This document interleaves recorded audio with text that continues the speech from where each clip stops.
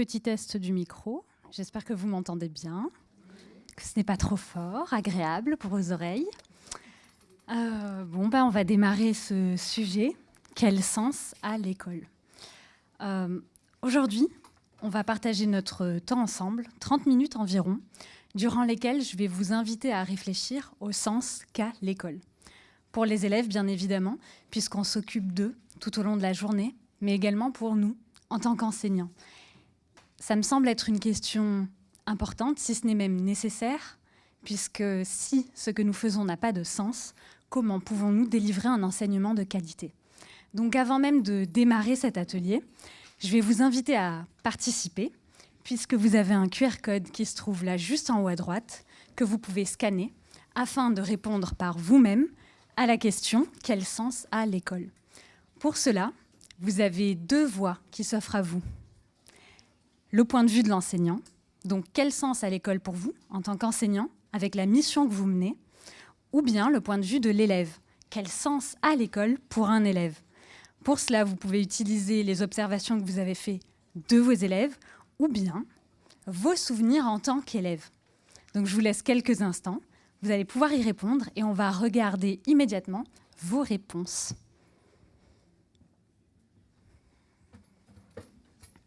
J'avais quand même un petit peu envie de vous faire travailler. Et puis, vous faire travailler, ça me permet aussi de faire redescendre le stress d'être là face à vous. Alors, quel sens a l'école ? Je vous remets le QR code pour ceux qui n'ont pas eu le temps. Ah, on est en mode présentateur. Il va falloir que je l'arrête.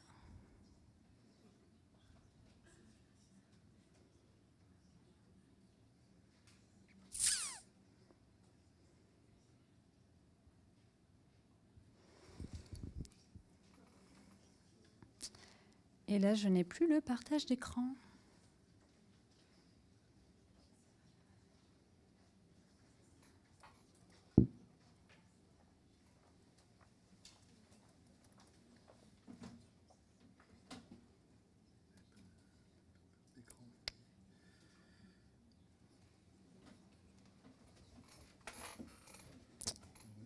Il ne le reconnaît même pas.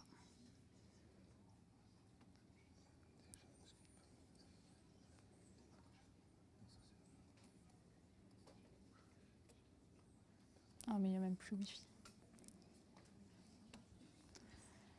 Je suis partie 5 minutes et il n'y a plus rien qui marche.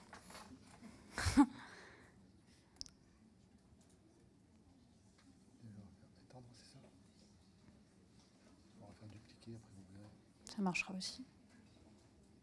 Hop là.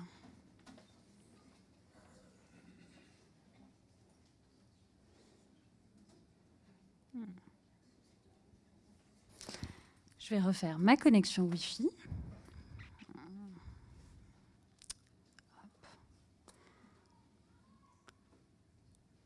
Et normalement, par magie, vos réponses vont apparaître. Donc pour les élèves, apprendre, s'épanouir, se construire. Apprendre, partager avec les autres. Se découvrir, le vivre ensemble. L'apprentissage, la découverte du monde. Grandir, apprendre. Retrouver les copains. Apprendre à vivre ensemble. Apprendre, s'amuser. Se cultiver, un lieu d'apprentissage. Jouer au foot dans la cour.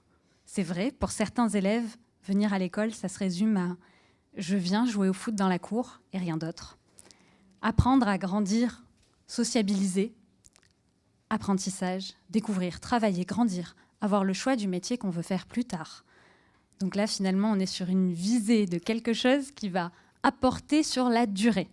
Devenir un élève, un apprentissage qui prépare à la vie d'adulte, à la vie en tant que citoyen, à être un citoyen éclairé. Apprendre à vivre ensemble. On est quand même beaucoup sur apprendre. Apprendre, s'amuser, s'épanouir, grandir. Et pour les enseignants, l'intégration dans la société. Donner envie aux enfants d'apprendre. Éduquer les futures générations. Transmettre. Apprendre à penser par soi-même. Donc il y a encore là une notion de liberté. D'apprendre la liberté. Transmettre. Aider les futurs citoyens à construire leur pensée, à comprendre leur corps, le monde, l'émancipation. la transmission d'un savoir, le partage, donner la chance et la possibilité à chacun d'acquérir les savoirs fondamentaux. Là, on est hyper programme. Hein. L'acquisition du socle commun de compétences, là, on y est. Cela permet de laisser les portes ouvertes après l'école. Un lieu neutre d'apprentissage avec des enseignants qui offrent plus que du savoir. Donner, recevoir en échange, partager. Évolution, réduire les inégalités. On a quand même beaucoup de choses qui sont couvertes par juste le sens de l'école. Donc je reviens à ma petite présentation.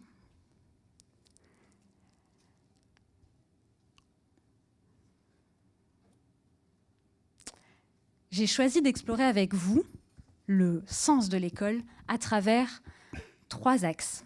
Le premier va être celui du pourquoi. Pourquoi est-ce que nous avons des écoles ? En réalité, les structures écoles, elles existent depuis bien longtemps. On peut dater les plus anciennes à 3500 ans, 4000 ans avant Jésus-Christ. Dès qu'il y a écriture au sein d'une société, nous avons une structure école qui émerge. C'est bien simple.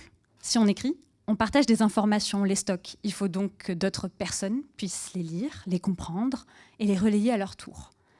C'est donc pour cela que les structures écoles apparaissent. Pourquoi créer des écoles ? De prime abord, ça semble être une question d'ordre philosophique. Vous l'avez dit, pour pouvoir avoir des enfants, des élèves, des citoyens qui sont éduqués, qui sont aptes à juger les choses de façon critique. On dit bien souvent que celui qui sait peut, alors que celui qui ignore subit. Donc le premier intérêt d'une école serait certainement d'élever les consciences, mais pas que. Et cela, par exemple, certains dirigeants l'avaient bien compris, tels que Charlemagne. Pour lui, l'école, ce n'était pas seulement libérer les consciences, libérer et élever les esprits, mais aussi unir autour d'une culture commune. Charlemagne, on s'en rappelle notamment pour celui qui a inventé l'école, même si ce n'est pas vrai, mais il a lancé et ouvert au sein de chaque monastère une double école. Une école pour les clercs et une école pour le peuple, afin de former une nouvelle population de clercs et de dirigeants qui allaient être instruits de la même façon, avec les mêmes bases, la même langue, mais aussi la même religion. Donc, enseigner, ouvrir une école, c'est aussi transmettre une culture commune, unir un peuple autour d'une même langue, autour des mêmes valeurs. Mais ce n'est pas que ça.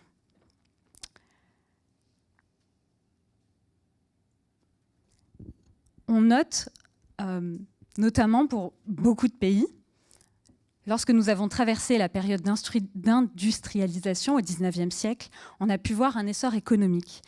En réalité, un homme qui est instruit, qui est formé, produit beaucoup plus, va beaucoup plus loin. Et c'est cela qui a démarqué certains pays lors de l'industrialisation. Les pays qui n'ont pas reçu cette éducation, cette instruction, ont connu un boom économique bien plus tardif. Donc, instruire, cela permet de s'élever, ça permet d'avoir une culture commune, mais également d'aller plus loin, de grandir ensemble. Toutefois, nous sommes maintenant au XXIe siècle. Et nos défis ne sont pas tant de produire plus, ne sont pas tant d'avoir des hommes augmentés sur le plan mécanique, mais le XXIe siècle nous apporte des défis à relever qui sont plutôt d'ordre du numérique, de l'intelligence artificielle, et donc des hommes augmentés, mais pas sur le plan physique, mais sur le plan de la conscience, des connaissances qui sont à notre portée. Je vais donc passer maintenant à la deuxième partie de mes propos, qui va porter sur le comment. Comment fait-on une école ? Et cette partie va être plus pratique, plus illustrée, plus tournée vers la classe. En France, les classes sont sensiblement les mêmes. Là, vous avez une photo des années 70, et ça ressemble plutôt à notre classe, là, actuellement. La seule chose qui a changé, c'est la couleur du tableau. Il n'est plus vert, il est blanc. On a renouvelé le mobilier, mais en somme, depuis 50 ans, nos classes ont très très peu changé. Un tableau, des élèves en randonnion, un enseignant. Alors qu'autour de nous, tout, absolument tout a changé. la société, les technologies, nos habitats, nos modes de vie, tout a changé. Et la classe reste la même. Pourquoi ? Parce que l'homme reproduit ce qu'il vit, reproduit ce qu'il a observé, parce qu'il a parfois peur de diverger. C'est d'ailleurs ce que j'ai commencé par faire lorsque j'ai été nommée professeure des écoles pour la première fois, en poste dans une classe de moyenne section, grande section, à mi-temps. Je me suis dit, Nour-Iman, tu débarques, tu n'es pas assez experte pour décider ou innover, tu vas faire comme l'enseignante avec laquelle tu partages la classe. C'est donc parti pour des 4 groupes de couleurs en maternelle, les classiques, avec les ateliers qui tournent dans la semaine. Je fais la rentrée, lundi, mardi passe, voilà, j'ai tenu 2 jours. C'était déjà trop pour moi, je ne pouvais pas continuer comme ça. Enseigner de la même façon, en même temps, à tous les élèves, ne me convenait pas. Enseigner à 7 enfants qui ont un niveau d'hétérogénéité qui est quand même présent, et avoir 3 autres groupes de 7 enfants en autonomie, dont un avec la TSEM, faire tout ça en même temps, j'avais juste l'impression de faire de la gestion de groupe, sans jamais être réellement présente pour mes élèves, présente pour leurs besoins réels, et pour les accompagner dans les apprentissages. Donc ok, 2 jours sont passés, je ne veux plus travailler comme ça, qu'est-ce que je fais ? Concrètement, qu'est-ce que je fais ? Heureusement, la vie est bien faite. Cette année-là, je suis stagiaire, et je suis accompagnée par une professeure des écoles, maître formateur, Sophie, si tu passes par là. Je t'envoie une énorme dose d'amour. Je vais observer la classe de Sophie jeudi. Je ne la connais pas. Je n'ai jamais vu sa classe auparavant, mais elle tombe à pic. Sophie exerce dans une classe flexible, en maternelle, type Montessori. Et là, pour moi, c'est la révélation. Elle propose des parcours d'apprentissage aux élèves qui sont adaptés à chaque enfant, à leurs besoins, qui vont leur permettre d'acquérir les compétences de leur classe d'âge, mais même plus encore. En fait, observer sa classe faisait écho à mon passé d'élève. C'est parti pour l'instant un petit peu confidence. Donc, quand j'ai été à mon arrivée à la crèche, on a dit à mes parents qu'il était compliqué de converser avec moi et d'échanger avec moi, puisque je ne parlais pas français. On a donc proposé par la suite à mes parents de m'inscrire en classe de toute petite section. C'est ce qu'on propose bien souvent aux parents dont le milieu scolaire est peu favorable à la réussite des élèves. J'ai été donc inscrite en toute petite section afin de stimuler mon langage, mais également mes compétences scolaires. Passé les 4 années en maternelle, on se retrouve en fait avec une Nour-Iman qui parle bien français, qui sait déjà lire, écrire, des soustractions, les additions, je commence même les multiplications. Donc en fait, une élève qui bascule de l'autre côté. Pas une élève en difficulté, mais une élève un peu trop en avance. Mais ça se passe bien encore pour moi à l'école.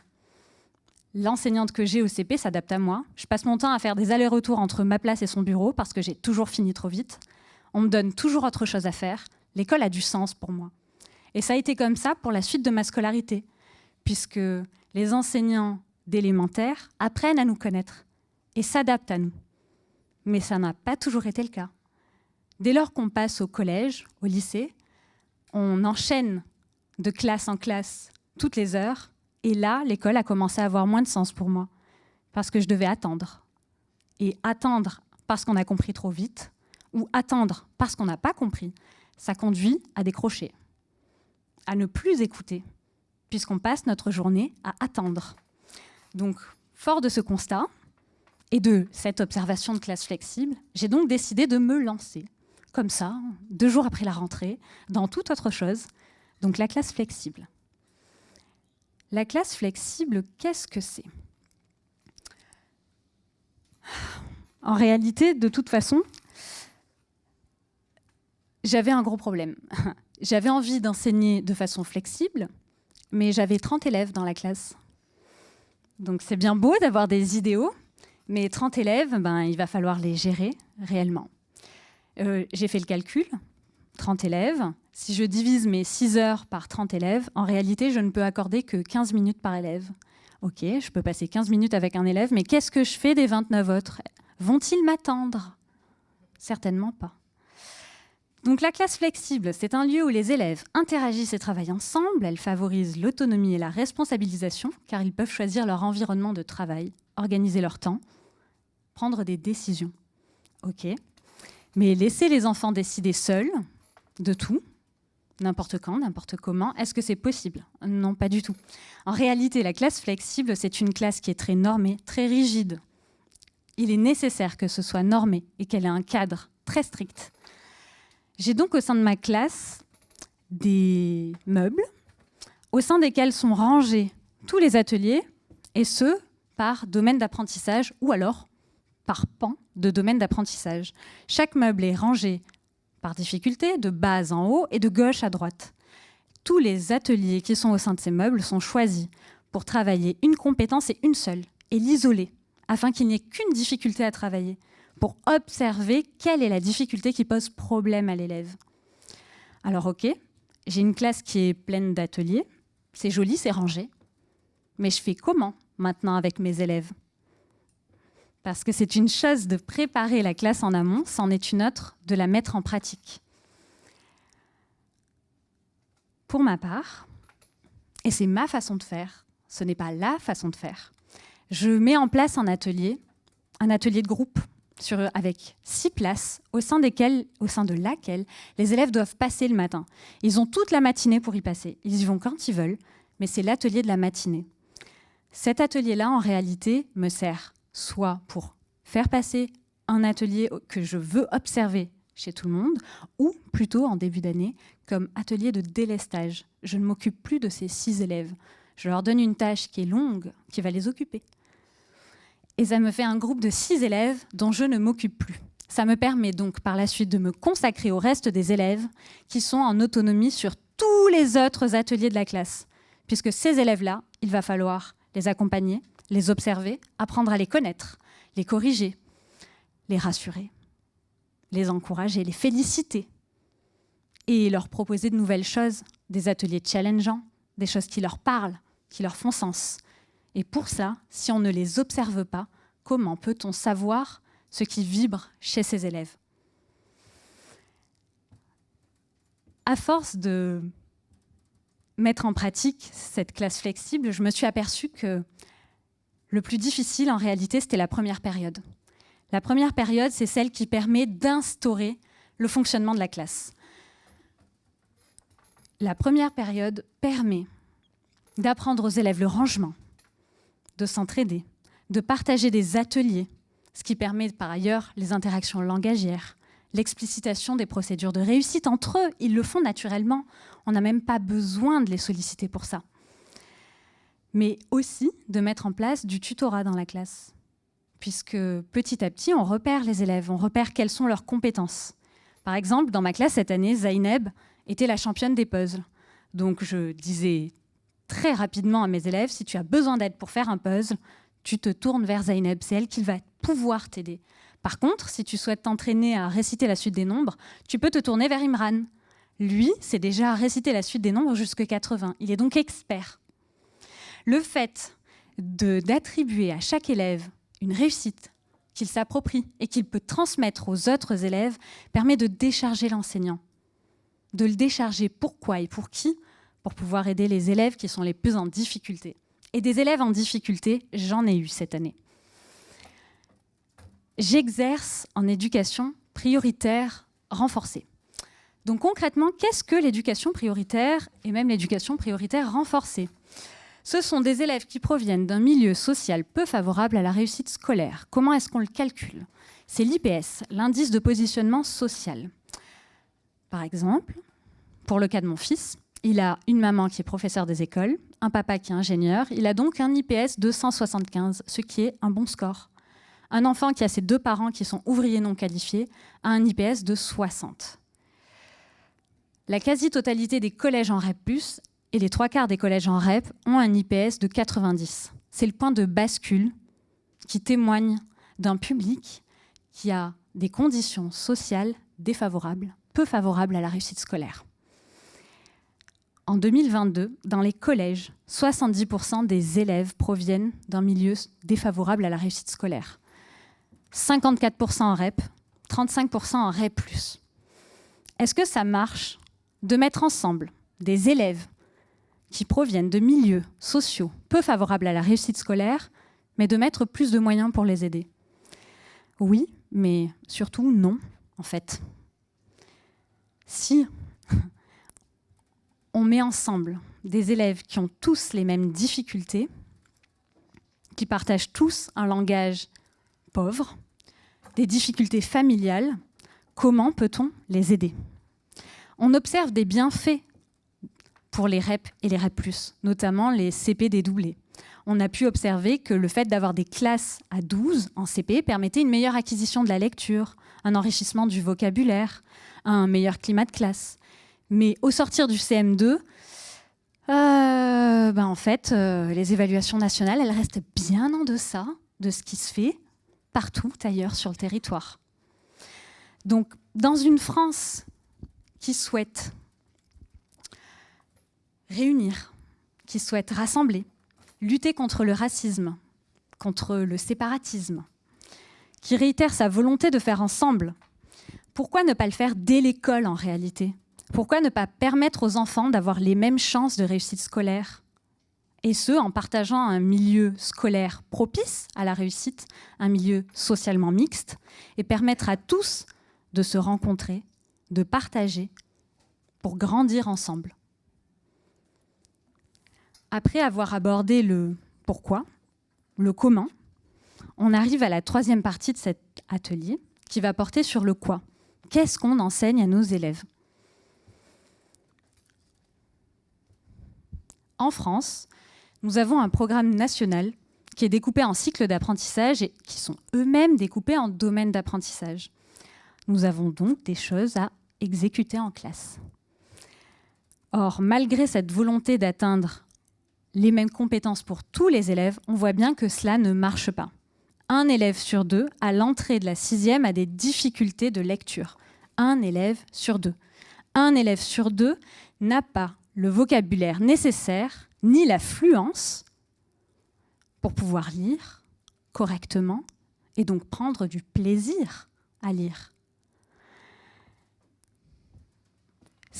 Constater cette donnée montre à quel point notre système est en échec. Un élève en 6e a 11 ans. Il a donc passé de nombreuses années à l'école sans parvenir à acquérir la lecture. Lors de ma première année en tant qu'enseignante, j'étais donc en moyenne section, grande section. Et en maternelle, on ne fait pas que des puzzles. On travaille aussi la phono, qui prépare à la lecture. Donc, j'ai enseigné durant cette première année la syllabe. Jouer avec la syllabe, scander des syllabes, faire des rimes en début de mot, en fin de mot. J'ai fait tout un tas d'ateliers autour de la phono, en suivant des manuels que des collègues m'avaient recommandés. Mais je voyais bien que dans le regard de mes élèves, rien ne se passait. Et aucune compréhension du principe alphabétique n'apparaissait. Rien. Je les questionnais sur ce qu'on faisait, sur ce qu'ils avaient compris. Pour eux, c'était découper des images et puis les coller. C'est tout. En cours d'année, là encore, j'ai donc décidé de tout arrêter. J'ai rangé mon manuel, je suis partie acheter un alphabet rugueux et je me suis dit, on va faire un enseignement explicite. Principe alphabétique, j'enseigne le principe alphabétique. Une lettre, un son. En 2 semaines, les élèves connaissaient le son des voyelles, de quelques consonnes, commençaient à lire des syllabes, à écrire des syllabes, à lire le prénom des copains, des petits mots. Je voyais bien la différence. Je voyais bien à quel point le fait de donner du sens dans les apprentissages que nous proposons aux élèves change les choses. Alors pourquoi ne pas leur enseigner de façon explicite à chaque fois? Pourquoi ne pas correspondre à leurs besoins, à ce qui fait sens chez eux, à ce qui les appelle? Le fait de cultiver le sens dans ce que nous proposons aux élèves mène parfois à des situations plutôt drôles et intéressantes en classe. Il m'arrive d'aller solliciter des élèves pour leur proposer un autre atelier. Viens avec moi, ce matin on travaille sur ça, viens, tu vas voir, c'est intéressant. Et j'ai maintenant des élèves qui me disent non. Non, je ne viendrai pas, je suis déjà en train de faire ça. Et en fait, l'atelier qu'ils font, ils ont raison. C'est plus important pour eux. c'est ce qui fait sens pour eux à ce moment-là. Ils sont en train de travailler une compétence qui est importante pour eux. Et cet appel de leur être intérieur, de ce qu'ils ont envie de comprendre et d'apprendre, il est important et il est nécessaire à écouter. Donc l'être intérieur, quelle est sa place en classe? Les émotions, la relation aux autres. Et si on n'accordait pas en réalité une place suffisante à chaque enfant, parce que tout va trop vite, parce qu'on a trop d'enfants, trop de choses à gérer, trop d'imprévus, et si en réalité, pour régler la plupart des conflits, il suffisait de s'écouter un peu plus. Cette année, j'ai fait face à une classe qui a un profil plutôt complexe. Beaucoup d'élèves en grande difficulté scolaire, pour certains liés au handicap, à une trop grande présence des écrans, à des situations familiales complexes, et même à l'incompréhension de ce qu'était l'école. Pour tous ces élèves, il est difficile, voire même impossible, d'entrer dans les apprentissages tant que 2 questions n'ont pas été résolues. Est-ce que je me sens bien quand je viens à l'école? Et qu'est-ce que je fais à l'école? Tant qu'on n'a pas répondu à ces 2 questions, ce n'est même pas la peine d'aller dans les apprentissages, puisque ce sont des élèves qui sont en opposition avec le système scolaire, en rejet même du système scolaire. Cette année, j'avais un élève de grande section qui passait 30 minutes à 1 heure devant la porte à pleurer et à hurler. Et il avait passé ces 2 années passées à faire la même chose. Il a donc passé 2 années à refuser de venir à l'école, à être triste en venant à l'école, à être en rejet, en opposition. Qu'est-ce qu'on fait face à ça? On n'a pas de manuel, il n'y a pas de formule toute faite, à part accueillir avec bienveillance, accueillir avec amour, passer du temps, donner de notre temps. Ça a été long, c'est très long, mais on se doit de le faire, parce que finalement, c'est la seule solution, de connecter à cet enfant-là, pour qu'il puisse accepter d'entrer dans la classe, pour qu'il puisse accepter de commencer à s'ouvrir à la classe. Ok, après quelques mois, maintenant cet enfant entre dans la classe et qu'est-ce qu'on fait? On commence à lui montrer qu'on peut apprendre des choses. Ok, mais un enfant qui a passé 2 ans devant la porte de la classe, en réalité c'est un enfant en difficulté scolaire. Un enfant qui a fait très peu d'activités, qui n'a jamais utilisé ses doigts, qui parle très très peu, qui n'a participé à aucun atelier, qui jette le papier, qui jette le matériel quand on le lui propose, qui refuse de faire les activités, qui pleure, qui crie. Et là encore, et si on écoutait juste ce qu'il avait à nous dire? Je ne peux pas y arriver, je ne vais pas y arriver, je ne sais pas le faire, c'est trop dur pour moi. Comme un mantra, cet élève répétait son incapacité à réaliser les ateliers, les tâches scolaires. Il était persuadé de son incompétence. Déconstruire pour mieux reconstruire. Je crois que c'est la seule chose à faire. Lui redonner confiance. Partir de ce qu'il aime, de ce qu'il sait faire. Valoriser ses réussites. Le nombre de fois où toute la classe l'a applaudi parce qu'il réussissait un puzzle à 9 pièces, mais ça lui a permis d'avoir confiance. Ça paraît ridicule, ça paraît dérisoire, et pourtant, ô combien c'était important pour cet élève, puisque petit à petit, il a réussi à se détacher des ateliers qu'il savait faire, qu'il maîtrisait, pour aller explorer l'inconnu et la difficulté.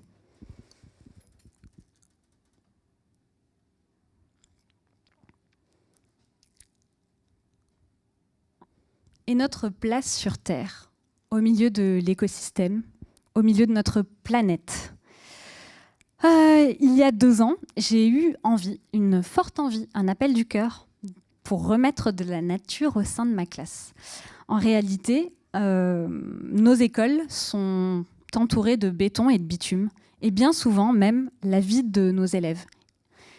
Nous passons très peu de temps au sein de la nature, trop peu de temps au sein de la nature.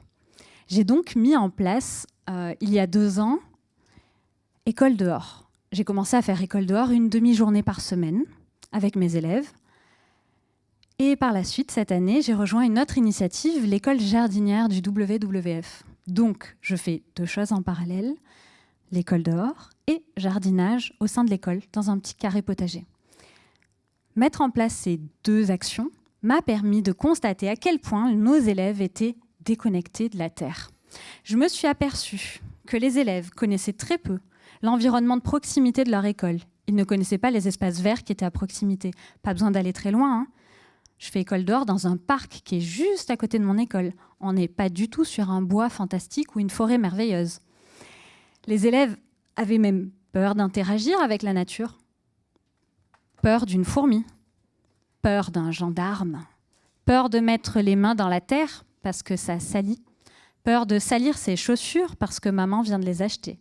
Peur de s'asseoir dans l'herbe parce que ça fait peur. J'avais donc des élèves qui restaient comme ça pendant 30 minutes. Impossible pour eux de s'asseoir par terre. Ils avaient peur. Et donc une méconnaissance des animaux, des végétaux, des insectes. Et ils leur témoignaient donc peu de respect. On a tous vu des élèves écraser des animaux, arracher des plantes, parce qu'en fait, ils ne les connaissaient pas. Les premières séances, en réalité, en extérieur, sont des séances d'observation qui permettent à l'élève, petit à petit, tout doucement, de se familiariser avec la nature qui les entoure, d'apprendre à l'observer, à la connaître. Et petit à petit, on commence à interagir avec eux et avec la nature. Par exemple, on dessine des plantes, des fleurs, on observe des têtards devenir grenouilles, on observe des canards. On apprend à les reconnaître la canne du canard. On a l'observation du vivant, des caractéristiques du vivant. Comment reconnaître le vivant ? Puisqu'ils sont vivants, ils sont comme nous.